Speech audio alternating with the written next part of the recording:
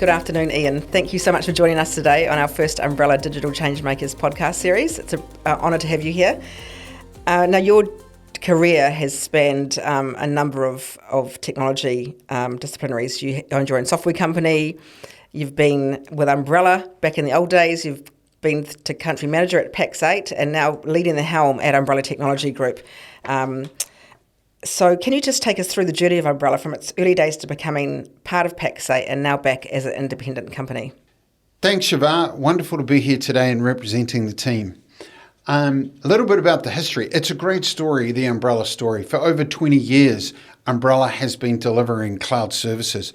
So it started off as a very early consolidation of a whole group of web hosting companies and domain name companies. And as that grew, really the business had three main divisions. They had their managed services, so looking after these environments for their customers. They had a professional services team that was designing and implementing these. And then they had the actual data center operations with their own data centers themselves. Then as we saw Microsoft Azure starting to become available, originally out of Singapore for New Zealand, Umbrellar were very early in helping customers design, implement, and utilize this. Microsoft realized at the time that there was a real issue or challenge around data sovereignty, and they wanted a presence in New Zealand, so they decided to implement Azure Stack, Microsoft Azure Stack, which is really an in-country presence. They went to two large providers because of their scale, but they also chose from the entire partner community in New Zealand, they chose Umbrellar because for two reasons. One, their skills in the cloud, and two, they're willing to work with other partners. And that worked particularly well, so well in fact, that Microsoft asked Umbrellar to become a distributor of their cloud product or their CSP. So then what we really had was four areas of the business. We had the professional services, the managed services, the CSP, or the distribution, and obviously the data centers. And it was private equity owned at the time.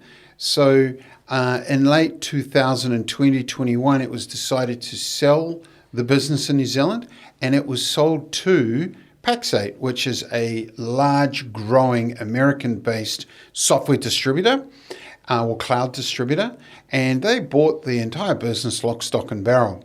They have a particular focus on distribution, and they do it particularly well. And in late 2023, they asked me if I'd like to do a management buyout of the direct business. So the managed services team, the data centers, the customers, the professional services team, and they would keep the distribution. And it was a great opportunity to do that. So that's in a nutshell the journey of 25 years of Umbrellar in the New Zealand tech landscape. What a fantastic story. And what does this new era mean for the business from taking it off, obviously the ownership of Pax8, now back to New Zealand ownership under your helm? What does that new era mean for the business?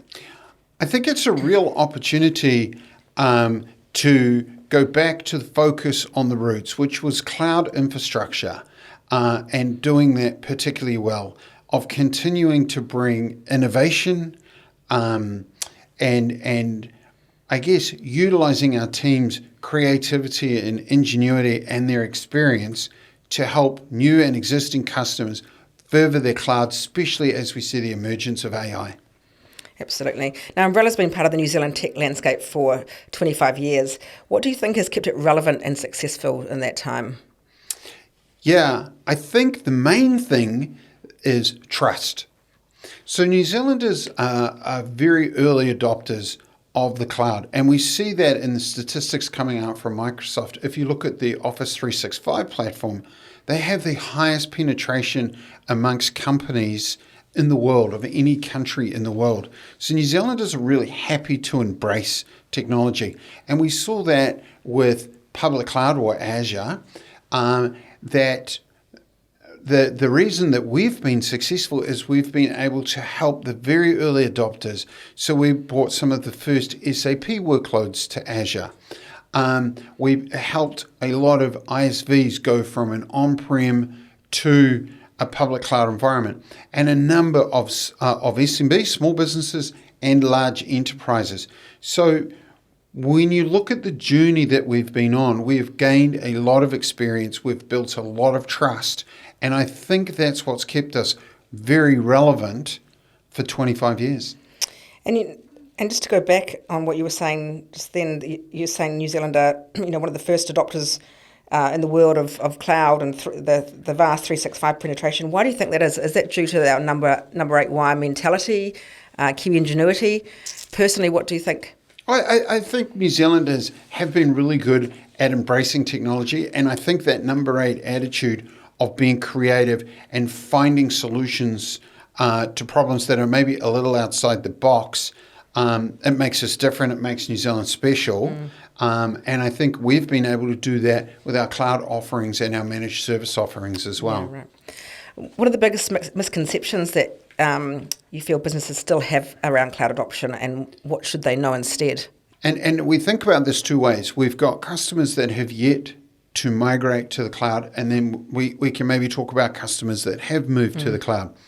I think some of the common misconceptions people have is that it's a one-off project.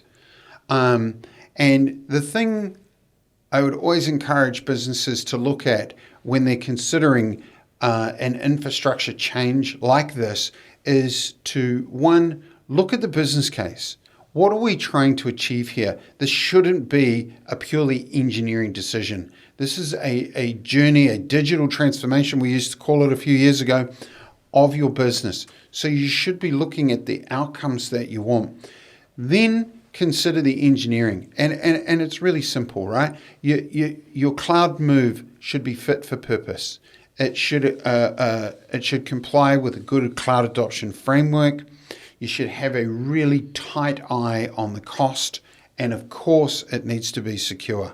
So once you've worked through the business case side of things and you've got a sound engineering, then I think it's time that you can move. But the common misconception is that potentially it could be cheaper, that it can be easy. We do need to counter that.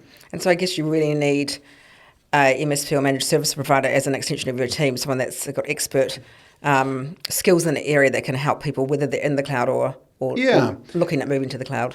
And thank you. That's a great opportunity to talk about Umbrellar. Yeah, look, the extension of the team is something that I think is really important. We're not here to replace teams. So when people are looking at a cloud migration project, they may need assistance with the design. And then we will peer review it with a Microsoft or an AWS. Then they may need assistance with the implementation. So you may want a solutions architect, but you may want your team learning as the project goes through. And then obviously the ongoing support, the monitoring, the alerting, the cost optimization, the ongoing management is super important. But again, it doesn't have to replace the team. It should supplement and be an extension of the team. So what are the challenges facing customers that are already in the cloud then? It's a great question. And this is, we get a lot of questions like this of customers that have moved to the cloud. It could be several years ago or relatively recently. And really there's three things and then a fourth question emerging as well. The first one is my environment secure? Am I protected? And that should and always will be people's number one priority. The second question that we get, is my environment fit for purpose?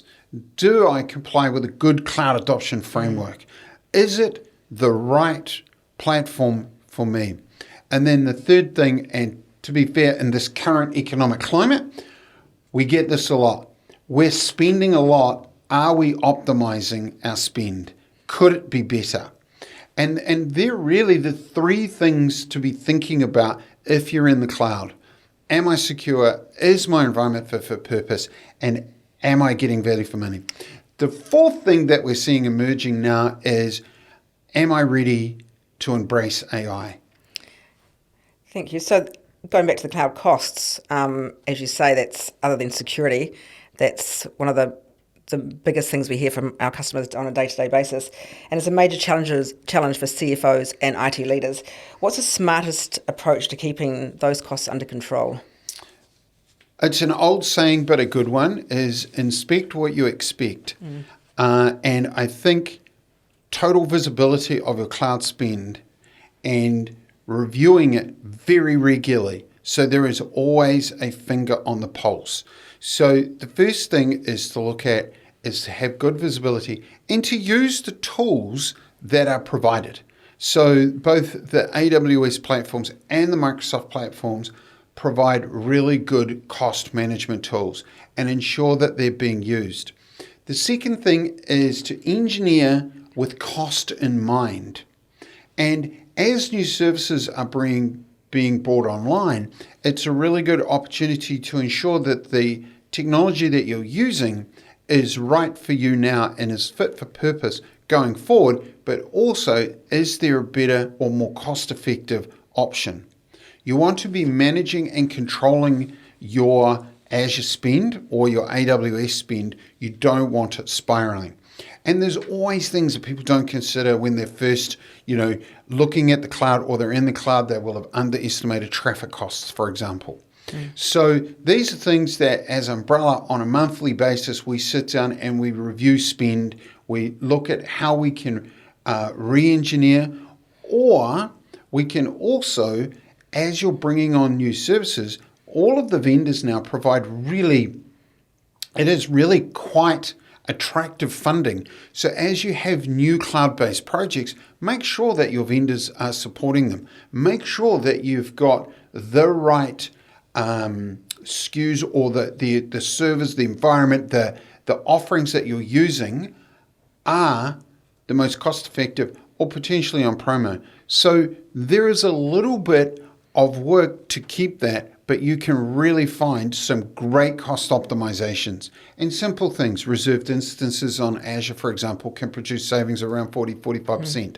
So all of these things go into the cost management, but it does take effort and focus. And that's why a lot of people outsource that to us. That's fantastic. Thank you so much, Ian, for the insights and the history of Umbrella and their expertise. So I'm just going to pivot a little bit more to a personal level and ask you, what's one leadership lesson you've learned throughout your career that continues to shape how you run Umbrella? The whole is greater than the sum of the parts. And I think a great team who is empowered and are passionate about what they do can create astonishing results. And for people to be empowered, to be creative, they need to be happy. And as one of our goals at Umbrella, one of our missions is to have happy people. And if people are happy at work and they are happy to come into the office and to contribute, they will then be empowered, they will embrace the training, they will be super creative. So really, I think having a focus team who are happy is great. That's what the customers like, that's how we build trust, that's how we innovate, and that's how we've been successful for the last 25 years. And lastly, what excites you most about the future of Umbrella and the role it plays in the New Zealand tech space? Yeah, I like to think of that in a slightly larger context as a country, New Zealand Inc., we need to improve our productivity to remain competitive. And as a country, that productivity improvements will improve the lives of a lot of New Zealanders. And it's great to be part of an industry and to be the company that can help our customers innovate and improve productivity. And I think the future of Umbrella is bright. I think the tech we have now is producing great results. I think the emergence of AI and what that can do and how we can help our customers embrace and utilize AI to drive productivity gains and to really, I guess, help the country as a whole. It's great when you think a small, nimble company like Umbrella can be part of this journey. I think that's what's really exciting. That's awesome. Well, that brings us to an end today. I just want to say thank you again. It's been a privilege to have you on the show. And what a great story Umbrella has, and looking forward to seeing what's more to come. And thank you for the team. I know everyone was kind of, it's proud to be here representing the team. Thank you. Thanks.